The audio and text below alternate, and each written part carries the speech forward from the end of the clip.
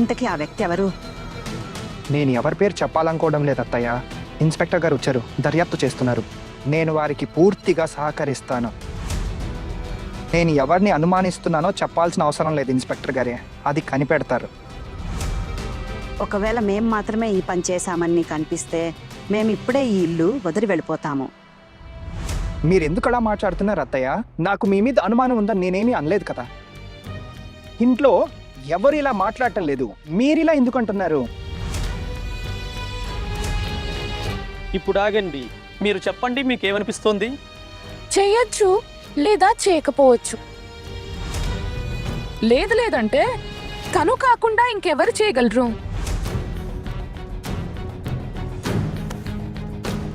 సరే, మీరు ఒక పని చేయండి, ప్రతి గదిని బాగా వెతకండి, ఏ ఒక్క గదిని వదలకండి. Okay sir.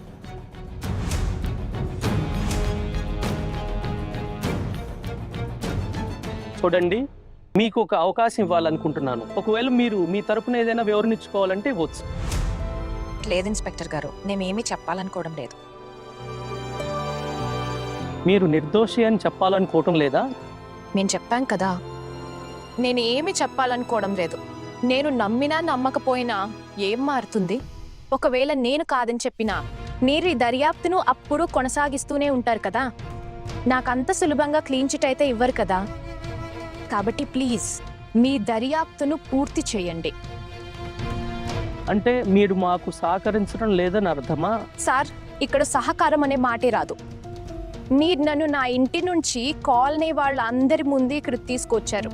నా గౌరవం, మా అమ్మ గౌరవం అంతా మట్టిలో కలిపేశారు. నా కుటుంబ సభ్యులు ఎంత అవమానం భరిస్తున్నారో, వాళ్ళు ఎంత బాధపడుతున్నారో నాకే తెలుసు. ఒకవేళ మీరు నా క్లీన్ చిట్ ఇచ్చిన ఈ అపనిందను నా మీద నుంచి తుడిచేయడం సాధ్యం కాదు కదా సార్. ఇక ఆత్మగౌరవం విషయానికి వస్తే, ఆ ఆత్మ గౌరవమే లేనప్పుడు ఇంకా సహకారం దేనికోసం సార్?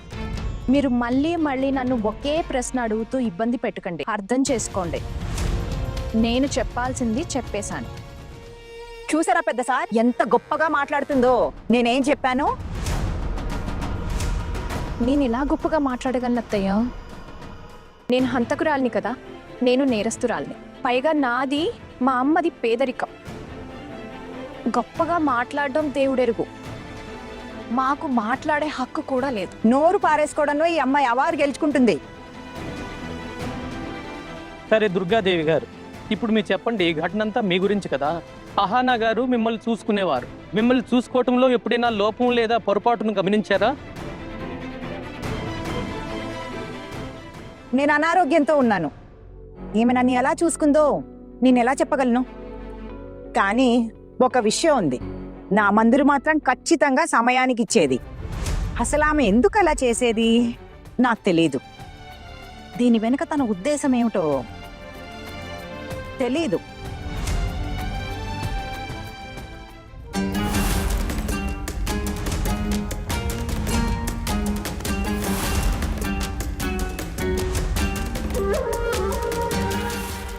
అమ్మా, మీరేం చెప్పినా ఆలోచించి చెప్పండి, ఎందుకంటే అంతా మీ సాక్ష్యం మీదే ఆధారపడి ఉంది.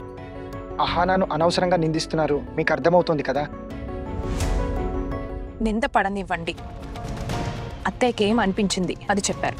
దయచేసి మీరు అత్తయ్యని ఏమీ అనకండి. ఒకవేళ నేను ఏ తప్పు చేయకపోతే అప్పుడు నాకు శిక్ష కూడా పడదు. కానీ నేనేదైనా చేస్తే నన్ను ఎవ్వరూ కాపాడలేరు.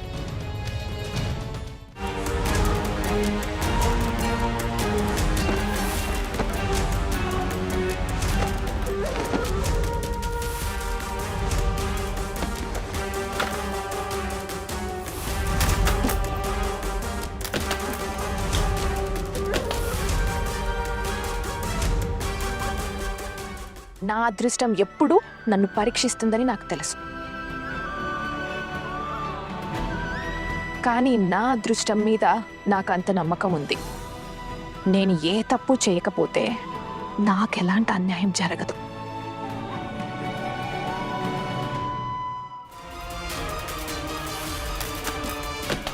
ఏ చిన్న ఇక్కడ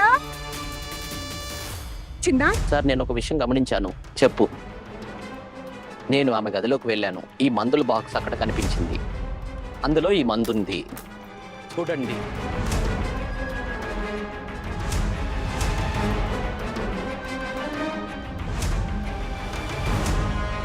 ఇదే మందు దుర్గా గారికి ఇచ్చారు. డాక్టర్ ప్రిస్క్రిప్షన్ లేకుండా ఈ మందు ఎవరు ఇవ్వరు. ఈ మందును వేరే ఎక్కడైనా కనుక తీసుకుంటే ఖచ్చితంగా ప్రిస్క్రిప్షన్ అవసరమై ఉంటుంది. ఈ టాబ్లెట్ యొక్క ప్రిస్క్రిప్షన్ లేదా బిల్లు మాకు దొరికితే బహుశా ఆ తేదీని బట్టి ఇది ఎప్పుడు కొన్నారో తెలుస్తుంది. ప్రిస్క్రిప్షన్ బిల్లు ఉందా మీ దగ్గర? సార్, మందులు లేనే తీసుకొస్తాను. కాబట్టి ప్రిస్క్రిప్షన్ ఉంది. సరే తీసుకురా. అరే బోల్ట్, ఇప్పుడు రసీదు ఎక్కడ దొరుకుతుంది? సరే అయితే మేము షాప్కి వెళ్ళి కనుక్కుంటాం. వారి దగ్గర కాపీ ఉంటుంది. లేదు నాకు తెలుసు అది. సార్ గారు, మీరు అడుగుతున్న ప్రిస్క్రిప్షన్ నేను జాగ్రత్తగా దాచాను. ఎక్కడుందో నాకు తెలుసు, తీసుకొస్తాను.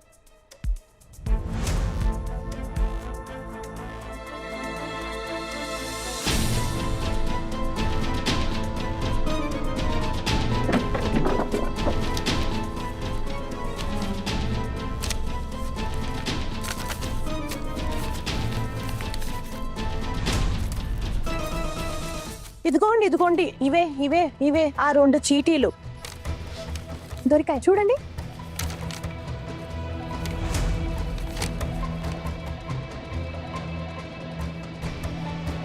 మీరు వీటిని కొన్నప్పుడు మీ అమ్మ మందులు ఇంకా ఎన్ని మిగిలి ఉన్నాయి?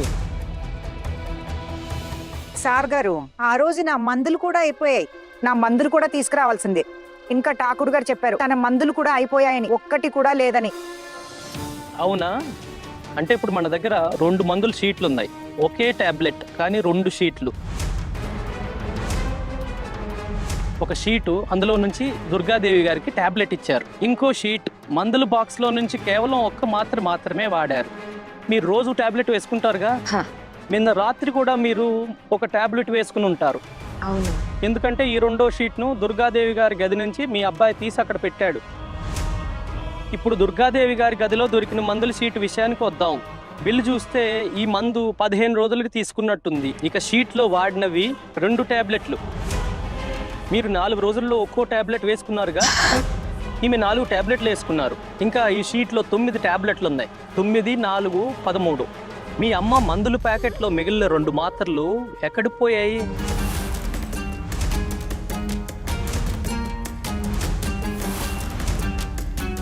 నేను మీకు చెప్పేది అదే పెద్ద సార్. అది చప్పుడు చేయకుండా తను నా గదిలోకి వెళ్ళి అలానే వాటిని తెచ్చి ఉండొచ్చు.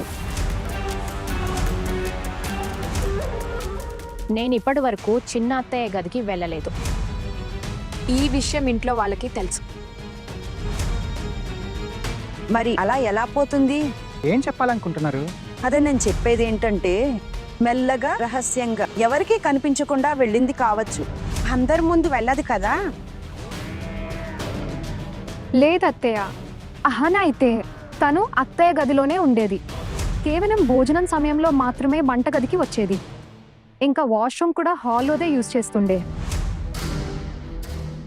సార్, పీసీ అత్తయ్య కూడా పై అంతస్తులోనే ఉంటారు. ఇంకా ఆమె గది నుండి ఆమె బయటకు రాదు, ఎక్కువగా అక్కడే ఉంటుంది. మరి అత్తయ్య, మీరు ఎప్పుడు మీ గదికి తాళం వేసే బయటకు వస్తారు కదా, ఎప్పుడు తెరిచి ఉంచలేదు. చెప్పండి కదా, చెప్పండి.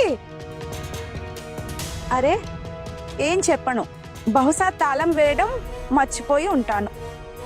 దీన్నే ఆమె అవకాశంగా తీసుకుంది. అవును, ఆపై మందులు తీసుకొచ్చి ఉంటుంది. బహుశా అనే దాని మీద ఏ కేసు నిలబడదు మేడం. బలమైన ఆధారాలు ఉండాలి. ఇక విషయానికి వస్తే బహుశా ఇలా కూడా జరిగి ఉండొచ్చు, అంచనా వేయచ్చు. మీరు దుర్గాదేవి గారి గదిలో ఈ టాబ్లెట్ని పొరపాటున వదిలేయచ్చు. లేదు, అలా ఎప్పటికీ జరగదు. మీరు నన్ను ఇరికించాలని ప్రయత్నిస్తున్నారు. ఇన్స్పెక్టర్ గారు, మీరేం మాట్లాడుతున్నారు? నేను సరిగ్గానే చెప్తున్నాను. ఈమె నా పీసీ మోని కాదు, మీరు నా సోదరులు కాదు. ఇక్కడున్న ఎవరూ నాకు బంధువులు కారు. నేను ఎవరికి వకాల్తా తీసుకోను, ఎవరిని ఇరికించడానికి ప్రయత్నించను. ఒకవేళ మీరు పోలీస్ మాట వినాలనుకుంటే మేము క్లియర్గా చెప్తున్నాను, మీరు ఈ పని కావాలనే చేసి ఉంటారు.